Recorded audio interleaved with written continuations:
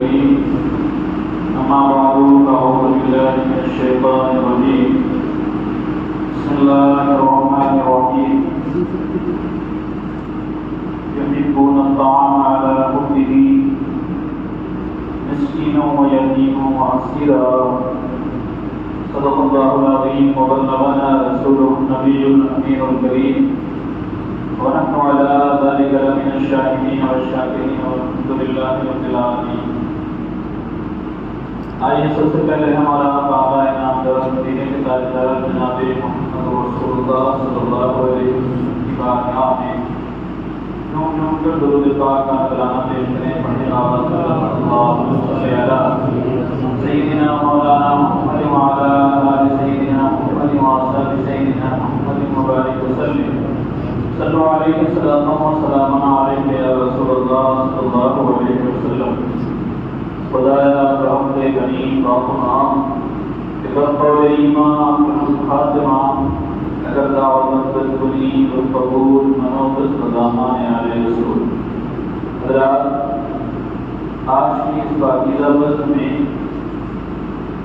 حسنین کی والدہ سیدہ طیبہ طاہرہ عابدہ زہرا رب جگر رسول پاک صلی اللہ علیہ وسلم جناب سیدہ فاطمہ زہرا رضی اللہ تعالیٰ عنہ کی سیرت کے بارے میں چند باتیں گوش گزار کرنا چاہتا ہوں. سیدہ فاطمہ زہرا رضی اللہ تعالیٰ عنہ نبی صلی اللہ علیہ وسلم کی اولاد میں سب سے چھوٹی، 4 بیٹیاں اور 3 بیٹے نبی صلی اللہ علیہ وسلم کے. سب میں آپ چھوٹی اور سب سے زیادہ لاڈلی اور وجود کو سب سے زیادہ محبوب. نبی صلی اللہ علیہ وسلم کی 4 بیٹیاں تھیں اور ایسا نہیں ہے کہ نبی صلی اللہ علیہ وسلم نے اپنی بیٹیوں کے ساتھ انصاف نہیں فرمایا. سیدہ فاطمہ زہرا رضی اللہ تعالیٰ عنہ کا اتنا ذکر اس لیے ملتا ہے کہ آپ زیادہ دیر تک نبی صلی اللہ علیہ وسلم کے ساتھ رہے. دوسری بیٹیاں شادی کے بعد دوسرے گھروں میں چلی گئیں، لیکن جب سیدہ فاطمہ کی شادی بھی ہوئی تو آپ حضرت علی کے گھر گئے. حضرت علی ہمیشہ نبی صلی اللہ علیہ وسلم کے ساتھ رہے. اس وجہ سے بھی زیادہ آپ کا چرچا ملتا ہے. آپ کی ولادت اعلان نبوت سے 5 سال پہلے مکہ شریف میں ہوئی. آپ کی والدہ ماجدہ کا نام حضرت خدیجہ الکبریٰ رضی اللہ تعالیٰ عنہ. سیدہ خدیجہ الکبریٰ رضی اللہ تعالیٰ عنہ نبی صلی اللہ علیہ وسلم کی وہ پاک باز اور وہ جانثار بیوی کہ جب پوری دنیا نے آپ کا انکار کیا اس وقت سیدہ خدیجہ الکبریٰ نے آپ کا ساتھ دیا. اور آپ اس قدر پیار فرماتے تھے سیدہ خدیجہ الکبریٰ رضی اللہ تعالیٰ عنہ سے کہ حالانکہ عمر میں بہت بڑی تھی، 15 سال کا فرق ہوتا ہے. جب نبی صلی اللہ علیہ وسلم کی پہلی شادی ہوئی تو حضور کی عمر مبارک 25 سال اور حضرت خدیجہ الکبریٰ کی عمر مبارک 40 سال اور یہ پہلی شادی تھی. اور سیدہ خدیجہ الکبریٰ رضی اللہ تعالیٰ عنہ کا جب اخیر وقت آیا تو انہوں نے سیدہ فاطمہ کو کہا کہ جاؤ اور اپنے بابا جان سے کہو کہ مجھے اپنی چادر عطا فرما. تو نبی صلی اللہ علیہ وسلم نے کہا کہ فاطمہ جاؤ پوچھو کہ وہ چادر کا کیا کریں. اور پھر خود بھی نبی سیدہ فاطمہ کے پیچھے پیچھے آ گئے. تو حضرت خدیجہ نے کہا کہ یا رسول اللہ میں یہ چاہتی ہوں کہ آپ کی چادر مبارک کو کفن بناؤں. تو نبی صلی اللہ علیہ وسلم نے جملہ فرمایا کہ خدیجہ چادر کون سی چیز ہے، اگر تو چاہتی تو میں اپنی جلد یعنی چمڑی عطا کر دوں. اس قدر پیار تھا نبی صلی اللہ علیہ وسلم کو حضرت خدیجہ الکبریٰ سے. نہ صرف بیوی تھی بلکہ مونس مقبوسات اور ایک بہترین ساتھی حضرت خدیجہ الکبریٰ رضی اللہ تعالیٰ عنہ. ان کی بیٹی حضرت سیدہ فاطمہ زہرا رضی اللہ تعالیٰ عنہ. حضرت فاطمہ زہرا رضی اللہ تعالیٰ عنہ کی پرورش پوری نبی صلی اللہ علیہ وسلم نے خود سے فرمائی. اور یہ وہ ماحول تھا جب عرب میں بلکہ پوری دنیا میں بیٹیوں کو آگ سمجھا جاتا تھا، ذلیل سمجھا جاتا تھا. جس کے گھر میں بیٹی پیدا ہو اسے بھی ذلیل سمجھا جاتا تھا. لیکن نبی صلی اللہ علیہ وسلم نے پیغام دیا کہ بیٹیوں کو ذلیل نہ سمجھا جائے، بیٹیوں کو ان کی عزت دی جائے۔ آج کے زمانے میں جب ہر انسان بیٹی کے ساتھ کرے کچھ لیکن کم از کم سامنے بولتا تو ہے بیٹی کے، آج کے زمانے میں بیٹی پڑھاؤ بیٹی بچاؤ بولنا کوئی بڑی بات نہیں، لیکن نبی نے اس وقت بیٹی بچاؤ کا نعرہ دیا جب لوگ بیٹیوں کو دفن کرتے تھے، صرف دفن نہیں کرتے تھے۔ ایک گناہ ہے، لیکن اگر اس گناہ پر فخر کیا جائے تو یہ بہت بڑی بات ہے۔ بیٹیوں کو دفن کرنے والے سر جھکا کر نہیں آتے تھے، بیٹیوں کو دفن کرنے والے سینہ اکڑا کے اور سر اٹھا کے کرتے تھے۔ آج بھی ہیں لوگ بیٹیوں کو دفن کر دیتے ہیں، مار دیتے ہیں ماں کے پیٹوں میں ہی، لیکن وہ کھول کر کہہ نہیں سکتے کہ میں نے ایسا۔ تو اس وقت نبی صلی اللہ علیہ وسلم نے سیدہ فاطمہ زہرا رضی اللہ تعالیٰ عنہا کی تربیت خود سے فرمائی، اور حضرت فاطمہ زہرا رضی اللہ تعالیٰ عنہا کے بارے میں نبی نے فرمایا کہ فاطمہ میرے جگر کا ٹکڑا ہے، اور پوری زندگی اس پر عمل کر کے دکھایا۔ جب بھی سیدہ فاطمہ نبی کی بارگاہ میں آتی تو نبی اٹھ کر کھڑے ہو جاتے، استقبال کرتے، ماتھا چھوپتے اور اپنی بیٹی کو اپنی شہزادی کو اپنی جگہ پر بٹھاتے، اور یہی ماحول سیدہ فاطمہ کا بھی تھا۔ جب کبھی نبی سیدہ فاطمہ کے گھر جاتے وہ اٹھتی اور نبی صلی اللہ علیہ وسلم کا استقبال کرتی اور اپنی جگہ پر بٹھاتی۔ یہ لازوال رشتہ اور ایک لاجواب رشتہ۔ سیدہ فاطمہ زہرا رضی اللہ تعالیٰ عنہا کی شادی ہوئی 18 سال کی عمر میں، دو ہی ہوئی، جب نبی صلی اللہ علیہ وسلم ہجرت کر کے مدینہ شریف تشریف لائے۔ سیدہ فاطمہ سے شادی کرنے کے لیے حضرت ابوبکر صدیق نے بھی پیغام دیا، حضرت عمر فاروق نے بھی پیغام دیا، ہمارے اور بھی کچھ صحابہ کرام نے پیغام دیا، لیکن نبی صلی اللہ علیہ وسلم نے سب کو انکار کیا اور حضرت علی سے شادی کر کے ارشاد فرمایا، اے فاطمہ میں نے اس شخص سے تیری شادی کی ہے جو ہمارے خاندان میں سب سے اچھا ہے، اور آپ کا جو حق کے مہر رکھا گیا ہو کیا ہے؟ اس پر بہت جھگڑا ہوتا ہے، لوگ گھنٹوں گزار دیتے ہیں ممی کے دن مرد طے کرنے، اور بات یہ آتی ہے کہ ہماری حیثیت کے مطابق ہونا چاہیے، یقیناً حیثیت کے مطابق ہونا چاہیے، لیکن شادی میں جو حیثیت دیکھی جانی چاہیے وہ کیا ہے؟ سیدہ فاطمہ زہرا رضی اللہ تعالیٰ عنہا کی جب شادی ہوئی حضرت علی سے تو حضرت علی کی مالی حیثیت کیا تھی؟ اگر صرف حیثیت کی بات کریں تو اس کا کوئی اندازہ ہی نہیں ہے، لیکن اگر مالی حیثیت کی بات کریں تو حضرت علی کا اپنا گھر نہیں تھا۔ حضرت نعمان بن حارثہ نے حضرت علی رضی اللہ تعالیٰ عنہ کو گھر دیا شادی کے بعد، اپنا گھر بھی نہیں تھا، شادی کے خرچے کے لیے مال بھی نہیں تھا۔ حضرت علی نے اپنی بلٹ پروف جیکٹ کو بیچ کر یا گروی رکھ کے شادی کا انتظام کیا، اور مہر کتنا رکھا کہ آپ کو معلوم ہے؟ 1 کلو 800 کچھ گرام چاندی، جس کی موجودہ قیمت 76,000 کے حساب سے تقریباً یہ 1,50,000 یعنی 1.5 لاکھ روپیہ بنتی ہے لاش کے ساتھ۔ یہ کون انسان کا حق مہر ہے جس کا اپنا گھر بھی نہیں ہے، شادی اور ولیمہ کرنے کے لیے کچھ بھی نہیں ہے پاس میں، اپنا لباس اپنا جنگی لباس بیچ کر تو اسے خوش کرتا ہے۔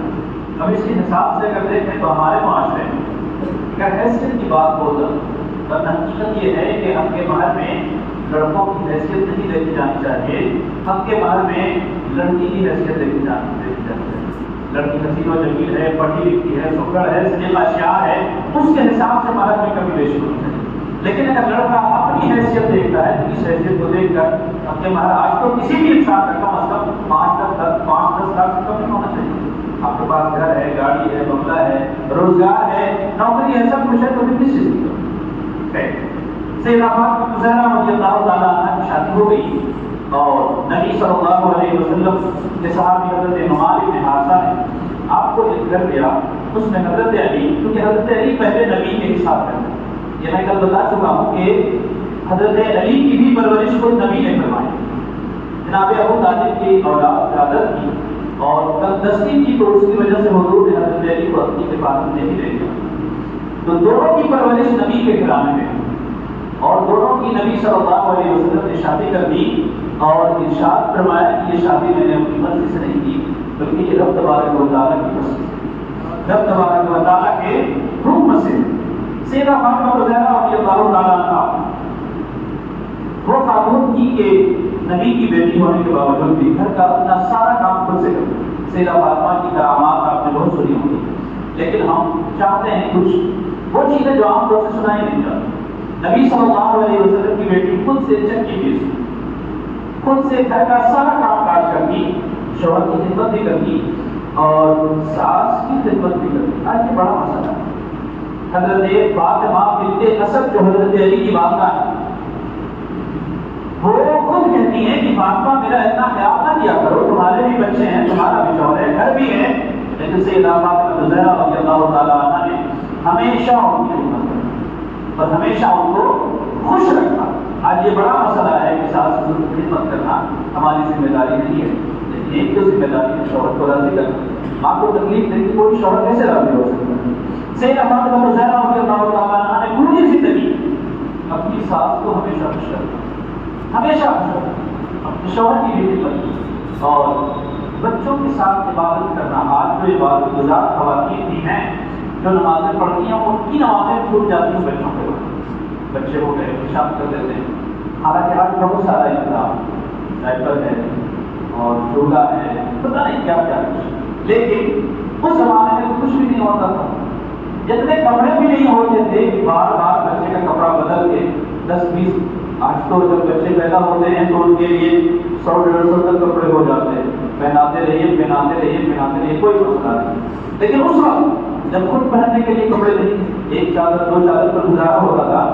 اور حضرت امام حسن اور امام حسین کی جو ولادت میں فاصلہ ہے وہ کتنا ہے آپ کو معلوم ہے؟ صرف 11 مہینے کے چھوٹے بڑے ہیں، صرف 11 مہینے۔ ایسے 2 بچوں کی پرورش بھی کرنا، شوہر کی خدمت بھی کرنی ہے، گھر کی دیکھ بھال بھی کرنی ہے، ساس کی بھی خدمت کرنی ہے، لیکن ان سب کے باوجود سیدہ فاطمہ زہرا رضی اللہ تعالیٰ عنہ کی ایک بھی نماز قضا نہیں۔ اور یہ دنیا کی واحد خاتون ہے جن کو اللہ تبارک و تعالیٰ نے زندگی میں ایسا کوئی بھی عطا نہیں فرمایا کہ شریعت کی طرف سے عذر ہو کہ نماز نہ پڑھے۔ خواتین اگر چاہیں بھی تو مہینے کے 30 دن عبادت نہیں کر سکتی، خاص طور سے نماز نہیں پڑھ سکتی، 30 دن روزہ نہیں رکھ سکتی مسلسل، کیونکہ ان کا جو ایک منتھ سرکل ہے اس طرح کا کہ وہ اس کو کراس کرنا ہی ہے، اس کے بغیر وہ نہیں رہ سکتی۔ لیکن یہ واحد خاتون دنیا کی وہ سیدہ فاطمہ زہرا رضی اللہ تعالیٰ عنہ ہے جن کو اللہ تبارک و تعالیٰ نے اس ماہواری کی آلائش سے پاک رکھا۔ اور اپنے آپ میں ایک بہت بڑی بات ہے، آج کسی بھی ڈاکٹر سے پوچھ لیں آپ کہ جس خاتون کو ماہواری نہ آتی ہو وہ بچے پیدا نہیں کر سکتے، لیکن سیدہ فاطمہ زہرا رضی اللہ تعالیٰ عنہ کے بچے بھی اور سارا سب کچھ ہوا، لیکن اللہ تعالیٰ نے اس چیز سے آپ کو پاک رکھا۔ ایک بھی وقت ایسا نہیں گزرا جس میں آپ پر نماز فرض ادا نہیں ہو۔ آپ اندازہ کر سکتے ہیں پوری سیدہ فاطمہ زہرا رضی اللہ تعالیٰ عنہ عبادت نہیں کرتی تھی۔ روایتوں میں آیا کہ جب حضرت علی اور حضرت فاطمہ کی شادی ہوئی پہلی رات کی، تو جب شام ہوئی تو حضرت فاطمہ زہرا رضی اللہ تعالیٰ عنہ رونے لگی۔ حضرت علی نے پوچھا کہ اے فاطمہ کیا آپ خوش نہیں ہو؟ میں آپ کا شوہر ہوں۔ سیدہ فاطمہ زہرا رضی اللہ تعالیٰ عنہ نے فرمایا کہ علی آپ صرف میرے شوہر نہیں بلکہ آپ میرا فخر ہیں، آپ میری رضا بلکہ اس سے بھی زیادہ ہیں۔ میں رو اس لیے رہی ہوں کہ آج میں نئی زندگی شروع کی ہے، کل ہماری موت کے بعد بھی ایک نئی زندگی شروع ہوگی جب ہم قبر میں داخل ہوں گے۔ پتا نہیں مجھے عبادت کرنے کا موقع ملے نہ ملے۔ اتنا کہا تو حضرت علی کی عبادت کے لیے کھڑے ہو گئے، سیدہ فاطمہ بھی عبادت کے لیے کھڑے ہوئے۔ 3 دن 3 رات تک مسلسل عبادت کرتے رہے۔ چوتھی رات جب رشتہ ازدواج قائم ہوا، اللہ تبارک و تعالیٰ کے حکم سے جبریل امین نازل ہوئے تو محمد رسول اللہ صلی اللہ علیہ وسلم کو فرمایا یا رسول اللہ کو فرما دیں کہ اللہ تبارک و تعالیٰ نے علی اور فاطمہ نے جو کچھ کیا ہے اس کی وجہ سے ان کے گناہوں کو معاف فرما دیا ہے اور یہ راستہ کیا ہے کل میدان محشر میں گنہگاروں کی سفارش ہے۔ آج کون انسان ہے؟ سیدہ فاطمہ زہرا رضی اللہ تعالیٰ عنہ کے بارے میں امام حسن فرماتے ہیں کہ ہم نے اپنی ماں کو دیکھا کہ گھر کی مسجد کے محراب میں رات رات بھر رہ جاتی تھی عبادت کرتی ہے۔ یہ بات ایک بڑی ہے۔ امام حسن نے جو فرمایا کہ ہم نے دیکھا کہ گھر کی مسجد کے محراب میں، یہ چیز ہمارے گھروں سے ختم ہو گئی۔ ہمارے گھر میں سب کچھ ہے، ٹی وی کے لیے ایک کمرہ ہے، سب کو بیٹھنے کے لیے ایک ہال ہے، ڈریسنگ روم ہے، مہمان کھانا، پھر اندر جناب کھانا، پھر ہر رات کا ایک بیڈ روم الگ الگ۔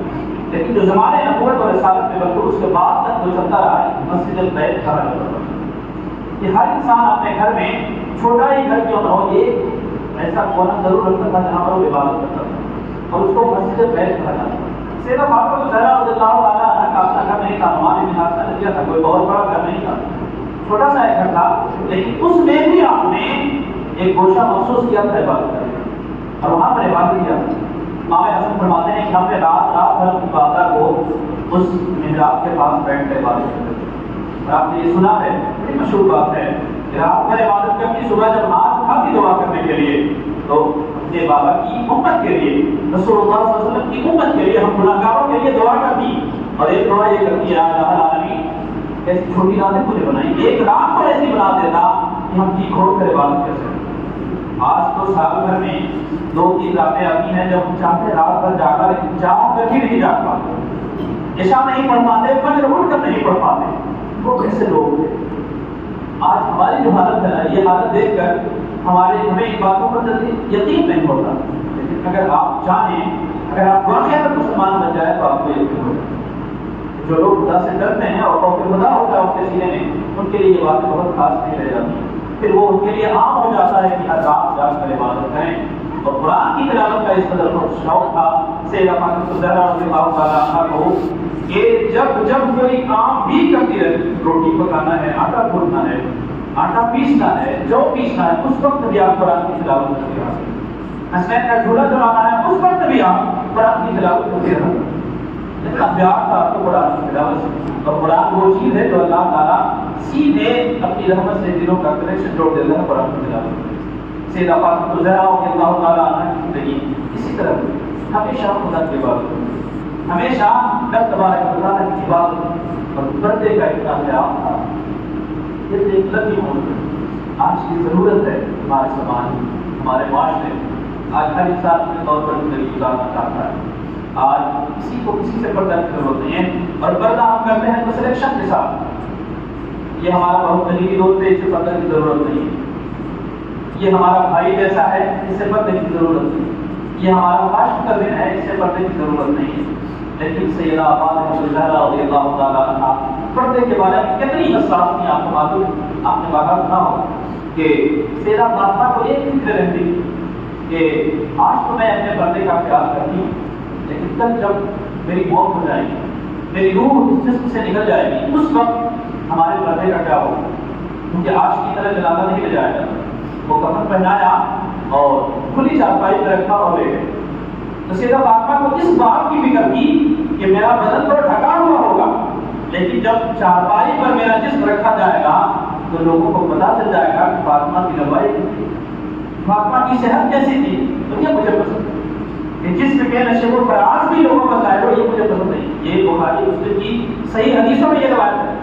سیدہ فاطمہ اس کے لیے پریشان رہتی تو حضرت اسماء بنت عمیس، وہ کہتی ہے کہ میں نے ایک دن کہا کہ یا فاطمہ یا سیدہ، ہم نے دیکھا عجم میں کہ وہاں پر لوگ عورتوں کی جنازوں کے لیے کیا کرتے ہیں، چارپائی کے چاروں کوہوں پر وہ کچھ لکڑیاں باندھتے ہیں اور پھر ان کو آپس میں جوڑ دیتے ہیں اس طرح، اور پھر وہ ایک پردہ سا بن جاتا ہے، جس طرح ہم آج ڈولے کو اوپر سے لگاتے ہیں اس طرح۔ سیدہ فاطمہ نے جب یہ سنا تو نبی کے وصال کے بعد پہلی بار آپ کے چہرے مبارک کو مسکراہٹ آئی اور کہا جب ہمارے سارے معاملات ختم ہو گئے اور مجھے اب کوئی پریشانی نہیں کہ مرنے کے بعد بھی ہمارے پردے کا خیال رکھیں۔ اس قدر پردہ نبی صلی اللہ علیہ وسلم کی صاحبزادی فرماتے ہیں، اور اس کا انعام کیا ملا آپ کو معلوم؟ تب میدان محشر میں جب پوری دنیا حضرت آدم تا عیسیٰ اور قیامت تک کے سارے لوگ جمع ہوں، اس وقت اعلان ہوگا یا اہل الجمع نکسوا رؤوسکم حتی تمر فاطمہ بنت محمد۔ اعلان ہوگا اے میدان محشر میں آنے والوں، سب کے سب اپنی گردن جھکا دیں۔ اور میدان محشر میں لوگوں کی حالت کیا ہوگی آپ کو پتہ ہے؟ روایتوں میں آیا کہ لوگ ننگے اٹھائے جائیں گے، کسی کو ہوش نہیں ہوگا کہ ہمارے بدن پر پکڑے نہیں، پھر باری باری لوگوں کو لباس پہنایا جائے گا جو جس لائق ہوگا اس کے حساب سے۔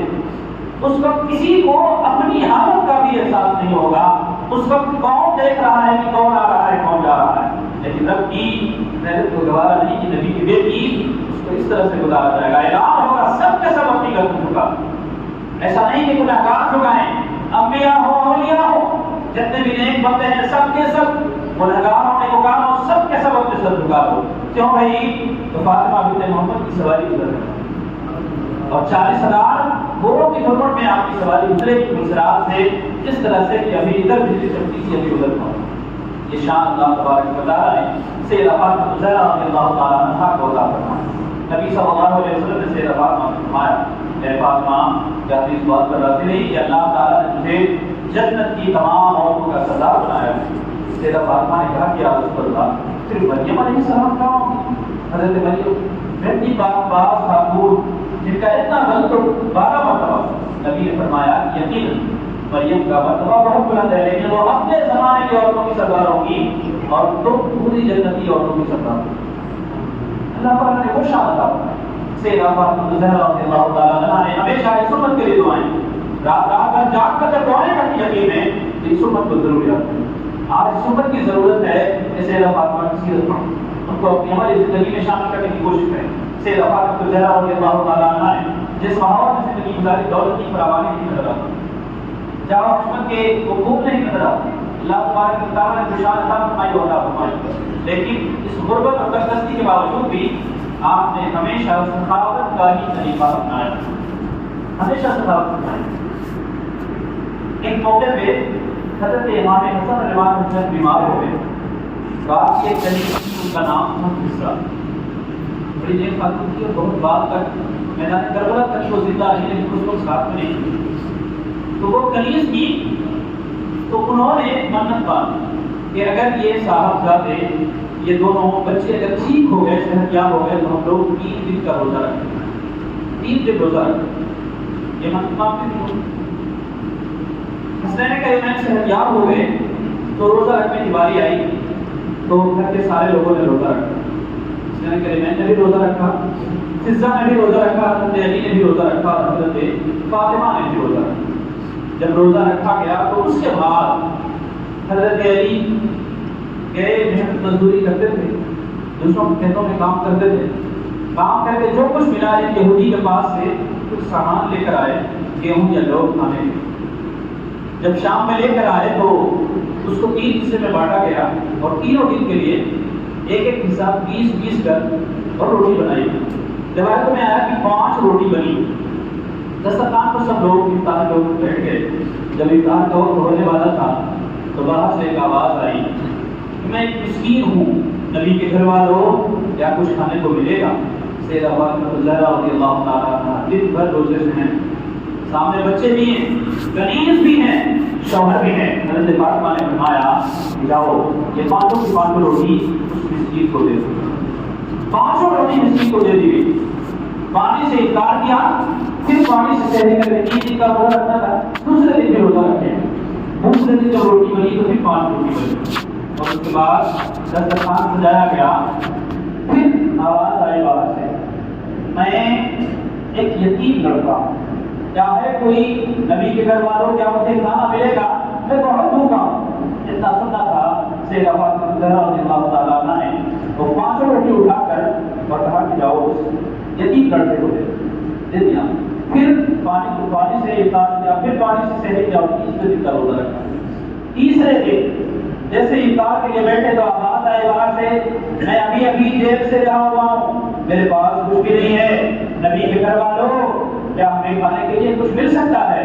جتنا کہنا تھا حضرت فاطمہ زہرا رضی اللہ تعالیٰ عنہا نے فرمایا جاؤ اور یہ روٹیاں اس فقیر کو دے دو، اس اسیر قیدی کو دے دو۔ 3 دن مسلسل حالات تو خراب ہو جاتا ہے انسان۔ افطار پانی سے کرنے کے بعد گھر میں بیٹھے تھے، نبی صلی اللہ علیہ وسلم تشریف لائے، حالت دیکھی، حالت دیکھ کر 3 دن روزہ رکھنا اس کے ساتھ میں کام کرنا ایسے ہوتا۔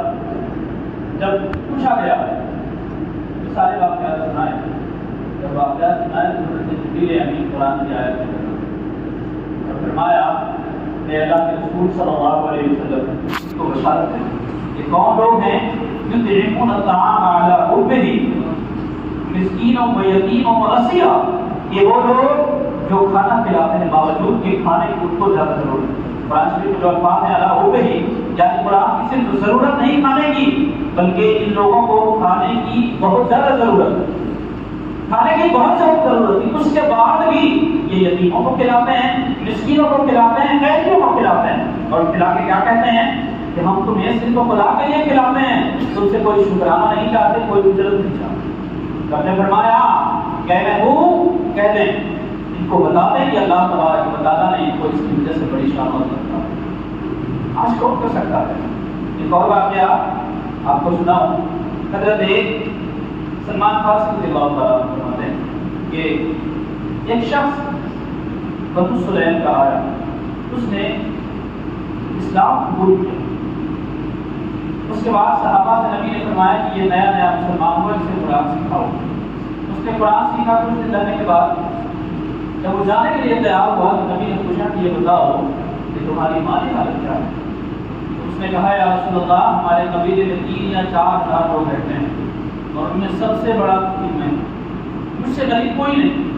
تو نبی نے فرمایا یہ لوگوں اس کی مدد کرو، کوئی ہے تو اس کی امداد کرے۔ حضرت کے ساتھ جو بادہ سارے کھڑے ہوئے، انہوں نے کہا یا رسول اللہ میرا اونٹ باہر کھڑا ہے، میں پورے سارا سامان کے ساتھ اس کو دے دوں۔ انہوں نے اونٹ دے دیا۔ حضرت علی نے فرمایا یا رسول اللہ کپڑا پہننے کے لیے میں اس کو اپنا امامہ دے دے رہا ہوں۔ حضرت علی نے امامہ دے دیا۔ نبی نے فرمایا کہ اس کے کھانے کا انتظام کرو۔ کوئی سلمان فارسی اٹھے وہاں سے کئی گھر کے دروازوں پر گئے، دروازے کو دستک دیا، کھانا نصیب نہ ہوا۔ انہوں نے سوچا کہ اور تو کہیں ملے نہ ملے، نبی کے دروازے کو ضرور ملے گا کھانا۔ حضرت فاطمہ کے دروازے پر پہنچے، دستک کی آواز آئی کون ہے؟ کہا سلمان ہوں اور کھانے کا انتظام کرنا ہے ایک شخص کے لیے، اور پورا واقعہ تفصیل سے بتا دیا۔ ایک شخص نے اونٹ دے دیا، حضرت علی نے اپنا امامہ دے دیا، اب کھانے کی باری ہے۔ یہ کھانے کا انتظام اگر آپ کر دیں، فرما دیں، کچھ ہے تو دے دیں۔ سیدہ فاطمہ نے فرمایا کھانے کے لیے کچھ نہیں ہے لیکن میں انتظام کروں، گھر میں کئی دن سے چولہا نہیں جلا، بچے بھی بھوکے ہیں۔ سیدہ فاطمہ نے فرمایا سب کچھ ہے لیکن میں کھانے کا انتظام کرتی ہوں۔ سلمان فارسی کہتے ہیں کہ مجھے یہ بات سمجھ میں نہیں آئی کہ گھر میں بچے بھی بھوکے ہیں، خود بھی بھوکے ہیں، کھانے کا انتظام کہاں سے ہوگا؟ حضرت فاطمہ نے اپنے گھر میں دیکھا، کچھ نظر آیا تو اپنا بستر اٹھایا اور سلمان فارسی کو دیا، کہا جاؤ محلے میں ایک شمور نامی یہودی رہتا ہے جو بڑا کاروباری ہے، بڑا ہی مالدار ہے، وہ سامان گروی رکھ کے پیسہ سامان جو کچھ بھی چاہو دے دیتا ہے۔ حضرت سلمان فارسی کہتے ہیں کہ مجھے درد ہوا کہ میں کیسے بستر لے جاؤں، اور کچھ نہیں بچا، بستر ہی تھا سونے کے لیے، وہ بھی لے جاؤں کہ کیسے ہوگا؟ آپ نے جب انکار کیا، سیدہ فاطمہ نے کہا کہ سلمان یہ میرا حکم ہے، آپ لے کر جائیں۔ حضرت سلمان فارسی نے وہ بستر اٹھایا اور اس یہودی کے پاس لے گئے۔ یہودی نے دیکھا تو کہا بڑا خوشبودار بستر ہے، بہت ہی پاک بستر لگ رہا ہے، کس کا بستر ہے، کیوں لایا ہو؟ کہا یہ نبی کی بیٹی کا بستر ہے، یہ تم رکھ لو اور اس کے عوض جو پیسہ بنتا ہے یا مال بنتا ہے وہ دے دو۔ کہا کیوں؟ کہا ایک شخص آیا ہے، اس نے کلمہ پڑھا، ساری چیز کا انتظام ہو گیا، کھانے کے انتظام کی باری آئی تو سیدہ فاطمہ کے گھر چلا گیا میں، ان کے پاس کچھ نہیں تھا تو انہوں نے یہ بستر دے دیا۔ اس یہودی نے کہا کہ جانتے ہو نبی بہت دن سے یہاں ہے، میں سب کچھ دیکھتا رہا لیکن میرے دل پہ بہت لگی ہوئی۔ ابھی چند دنوں پہلے میں نے توریت میں نبی کے گھر والوں کی صفات پڑھی ہے، اور جب ہم نے پڑھا تو آج جو تم لے کر آئے ہو، ہم نے یہی چیز پائی اپنی کتابوں میں کہ نبی کے آس پاس رہنے والے، نبی کے گھرانے والے اس طرح کے ہوں گے۔ لے جاؤ جتنا سامان چاہو لے جاؤ، اور یہ بستر بھی لے جاؤ، سیدہ فاطمہ کی بارگاہ میں کہنا کہ آپ قبول تو نہیں کرتی لیکن قبول کر لیں، اور میں آپ کے بابا جان کا کلمہ پڑھ کے مسلمان ہوں۔ یہ سیدہ فاطمہ کی برکت کی وجہ سے شمعون کو اسلام نصیب ہوا۔ لیکن یہاں پر ہمارے لیے ایک خاص بات ہے، حضرت عبادہ بن صامت انصاری نے اونٹ دیا، حضرت علی نے امامہ شریف دے دیا۔ سیدہ فاطمہ کہہ سکتی تھی کہ علی نے اپنا حصہ ادا کر دیا، تو علی کے گھر سے تو ہو گیا، اب کھانا علی کے گھر سے کیوں کسی اور کے گھر سے بنا ہوتا تو یہ ہمارے گھروں میں جو لڑکا پورے سال بھر اپنے باپ کو کبھی مالک نہیں مانگا، رمضان شریف میں مالک مان دیتا ہے۔ محسن آیا، بہت اچھے تعلقات ہیں، قاری صاحب آ گئے، بہت اچھے تعلقات ہیں، تب بھائی وہ تو ابا جانے کے حضرت کسی سے ملے جائیں، گاڑی پوچھ لیتے وقت نہیں پوچھا جاتا، موبائل لیتے وقت نہیں پوچھا جاتا، زمین دیکھتے وقت نہیں پوچھا جاتا، کسی وقت نہیں، لیکن رمضان میں ضرور پوچھا جاتا ہے خدا کے لیے۔ ایسا نہ کریں، ہمیں راہ خدا میں خرچ کرتے ہوئے یقیناً والدین کو راضیت بنانا چاہیے، لیکن اگر ہمارے والدین راہ خدا میں خرچ کرنے میں روڑے لٹکاتے ہیں اور ہماری کمائی ہوئی دولت پر، یہ شرم کی بات، اور اگر ہم بہانہ تلاش کرتے ہیں تو یہ ہمارے لیے شرم کی بات ہے۔ سیدہ فاطمہ زہرا رضی اللہ تعالیٰ عنہ کی سیرت یہ ہمیں درس دیتی ہے۔ سیدہ فاطمہ زہرا رضی اللہ تعالیٰ عنہ نے پوری زندگی امت کے لیے گزاری۔ واقعہ آپ نے سنا ہوگا تفصیل کے ساتھ کہ حضرت عثمان غنی نے نبی کی دعوت فرمائی، اور نبی جب چلے مسجد نبی سے حضرت عثمان غنی کے گھر جانے کے لیے، تو حضرت عثمان غنی نبی کے پیچھے پیچھے چل رہے ہیں، نبی نے پوچھا کہ عثمان کیا کر رہے ہو؟ کہا یا رسول اللہ آپ کے قدم گن رہا ہوں. کہا کیوں گن رہے ہو؟ کہا یا رسول اللہ آپ کے ایک ایک قدم کے بدلے ایک ایک غلام آزاد کروں. حضرت عثمان غنی ساتھ میں حضرت علی بھی ہیں. آپ کے دل میں خیال آیا کہ کاش میرے پاس بھی دولت ہوتی تو میں بھی نبی کی ایسی ہی دعوت کرتا اور ایک ایک قدم کے بدلے ایک ایک غلام آزاد کرتا. دل میں یہ خیال آیا. حضرت عثمان غنی کی دعوت میں شریک ہوئے. اپنے گھر گئے تو چہرہ گزرا ہوا تھا. سیدہ فاطمہ نے پوچھا کیا بات ہے؟ کہا کیا بتاؤں، آج عثمان نے عجیب دعوت کی نبی کی. میں سوچتا ہوں کہ کاش میں بھی ایسی دعوت کر سکتا. حضرت فاطمہ نے فرمایا کہ مسئلہ کیا ہے؟ جائیں نبی کو دعوت دے دے کر ہمارے گھر بھی تشریف لائیں. حضرت علی نے کہا کچھ تو ہے نہیں انتظامات، کیا ہم کہاں سب ہو جائے، اللہ پر بھروسہ رکھیں. حضرت علی نے جا کر دعوت دے دی نبی صلی اللہ علیہ وسلم کی دعوت کے لیے. اس کے بعد جب شام کو نبی تشریف لائے، حضرت علی بھی پیچھے پیچھے قدم گرتے ہوئے تشریف لائے، لیکن نبی نے کچھ پوچھا. جب کھانا دسترخوان پر رکھا گیا تو ایک چھوٹی سی ہانڈی میں کھانا تھا، بہت سارے اصحاب تھے. کسی کے دل میں شاید یہ خیال آیا ہو کہ اگلے کھانے میں کیا ہوگا، لیکن تمام لوگوں نے کھانا کھا لیا. کھانا بہت ہی ذائقے دار بھی تھا اور کھانا ختم بھی نہیں ہوا. نبی نے مسکرا کر فرمایا صحابہ جانتے ہو یہ کھانا کہاں سے آیا؟ کہا یا رسول اللہ آپ جانیں. کہا یہ کھانا فاطمہ کی دعا کی وجہ سے جنت سے آیا. یہی وجہ ہے کہ اس کا جیسا ذائقہ کہیں نہیں مل سکتا. حضرت علی اندر گئے، حضرت فاطمہ سے کہا کھانا تو کھا لیا لیکن وہ کیسے ہوگا؟ ہم نے نبی کے قدم گنے ہیں، غلام آزاد کرنے کی باری آتی ہے تو وہ کہاں سے ہوگا؟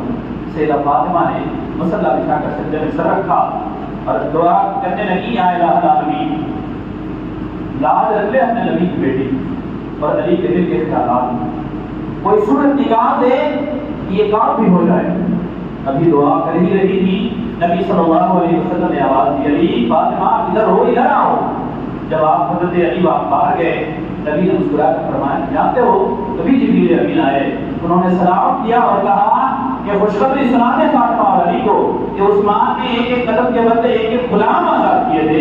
اللہ تبارک و تعالیٰ نے آپ کے گھر آنے میں جو قدم پڑے ایک ایک قدم کے بدلے سینکڑوں گنہگار امتی کو جہنم سے آزاد کر دیا. یہ کس کی وجہ سے ہوا؟ سیدہ فاطمہ زہرا رضی اللہ تعالیٰ عنہ کی دعا کی وجہ سے. اس امت پر سیدہ فاطمہ زہرا کے جتنے احسان ہیں وہ چکائے نہیں جا سکتے، کبھی نہیں چکائے جا سکتے. اس کو ایک کم از کم احسان چکا تو نہیں سکتے، کم از کم احسان ماننا تو چاہیے. احسان ماننے کی یہ صورت ہے کہ سیدہ فاطمہ کی سیرت پڑھیں اور ان کو اپنی عملی زندگی میں شامل کرنے کی کوشش کریں.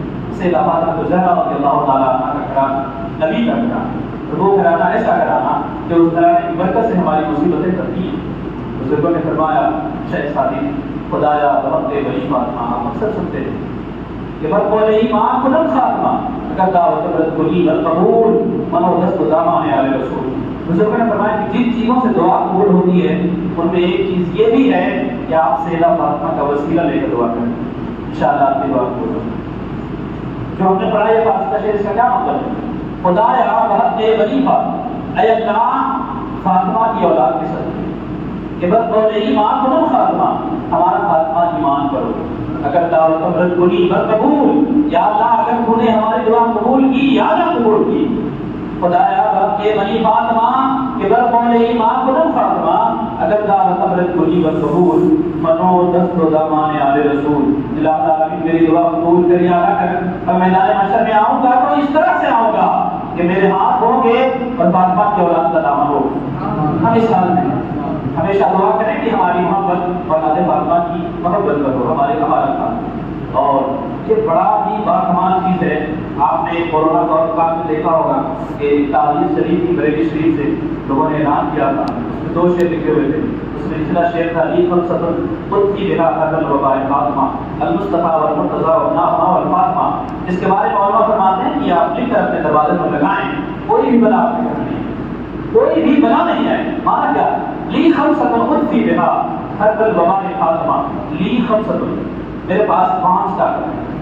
5 طاقتیں ایسی طاقتیں ہیں کہ میں ان طاقتوں سے دنیا کی تمام بلاؤں کی گرمی سردی کو بجھا دیتا ہوں، ختم کر دیتا ہوں. تو 5 طاقتیں کیا ہیں؟ لی خمسۃ خود کی بلا حضر وباء فاطمہ المصطفیٰ والمرتضیٰ وابناہما والفاطمہ. 5 طاقتیں کیا ہیں؟ مصطفیٰ جان رحمت والمرتضیٰ مولا اور حسنین کریم. वबनहुमा, उनके दोनों बेटे वल्द और सैयदा फातिमा ज़हरा रज़ियल्लाहु अन्हा। ये 5 पंजतन जिनको कहा जाता है, इनका वसीला तो बड़ी चीज़ है। सिर्फ सैयदा पाक की निस्बत से भी अगर आप दुआ करें, बुजुर्गों ने कहा कि दुआ की कबूलियत की ज़मान है। शर्त ये है कि और कोई ऐसी चीज़ ना हो जिसकी वजह से दुआ कबूल नहीं हो। जैसे अगर आप हराम खाकर दुआ करें तो आप चाहे खाने काबा में जाकर दुआ करें, दुआ कबूल नहीं। अगर सारे मामला ठीक हैं और उसके बाद भी दुआ कबूल नहीं होगी तो सैयदा पाक की निस्बत से दुआ करें, अल्लाह ताला आपकी दुआ ज़रूर कबूल फरमाएगा। नबी सल्लल्लाहु अलैहि वसल्लम की विसाल के बाद 6 महीना के बाद भी सैयदा फातिमा ज़हरा रज़ियल्लाहु ताला अन्हा का इंतकाल। नबी सल्लल्लाहु अलैहि वसल्लम अपने राज़ व नियाज़ की बातें हमेशा सैयदा फातिमा से किया करते। ये आपने जवाब सुने, उसके बाद बात करते हैं। सैयदा आयशा सिद्दीक़ा फरमाती है कि हुज़ूर के विसाल से कुछ दिनों पहले हज़रत सैयदा फातिमा को नबी ने बुलाया और बैठकर दोनों बातें करने लगे। उन्होंने क्या देखा, कोई बात कही नबी ने तो सैयदा फातिमा रोने लगी। फिर नबी ने फौरन दूसरी बात कही तो सैयदा फातिमा हंसने लगी। जब नबी उठकर बाहर चले गए, हमने फातिमा से पूछा, फातिमा आपने क्या बात की, क्यों रोना हुआ, क्यों हंसना हुआ? सैयदा फातिमा ने कहा कि बात ये है कि ये एक राज है जो मैं कम से कम नबी के हयात ज़ाहिर में नहीं बोल सकती। जब नबी का विसाल हो गया तो उसके बाद सैयदा आयशा ने पूछा कि अब तो बताते हैं क्या बात हुई थी? सैयदा फातिमा ने कहा कि हाँ, नबी ने मुझे बुलाया और मुझे कहा, ए फातिमा अब मेरे पास वक्त बहुत कम रह गया, तो वक्त आने वाला है जब मैं महबूब हकीकी से जाने लूँगा, इस दुनिया को छोड़ दूँगा। तो सैयदा फातिमा रोने लगी और कहती हैं कि फिर नबी ने फरमाया कि ए फातिमा, ये खुशी की बात ये भी है कि मेरे बाद सबसे पहले जो मुझसे मिलेगा वो तुम, यानी मेरे खानदान से सबसे पहले मेरे बाद जिसकी मौत होगी वो तुम हो। सैयदा फातिमा फरमाती कि मैं ये सुनकर हंसने लगी। नबी की मोहब्बत का अंदाजा लगाएं कि जब नबी के विसाल की खबर मिली तो रो रही है, और जब इसकी खबर मिली कि मेरे बाद सबसे पहले तुम्हारी मौत होगी तो मुस्कुरा पड़ी, सिर्फ ये सुनकर, ये सोचकर कि नबी से सबसे पहले मेरी मौत। इस तरह की मोहब्बत होनी चाहिए, तब अल्लाह तबारक व तआला हमें पक्का मुसलमान की सलाह देता है। परवरदिगार आलम की बारगाह में दुआ है हमें उनकी सीरत पर अमल की तौफीक अता फरमाए। बयान करने में किसी तरह की खता हुई तो पढ़ने अस्तगफिरुल्लाह रब्बी सिर्फ लेकर जो आपको बोले ला इलाहा इल्लल्लाह मुहम्मदुर रसूलुल्लाह सल्लल्लाहु अलैहि वसल्लम खड़े होकर सलाम या नबी सलाम अलैका या रसूल सलाम अलैका या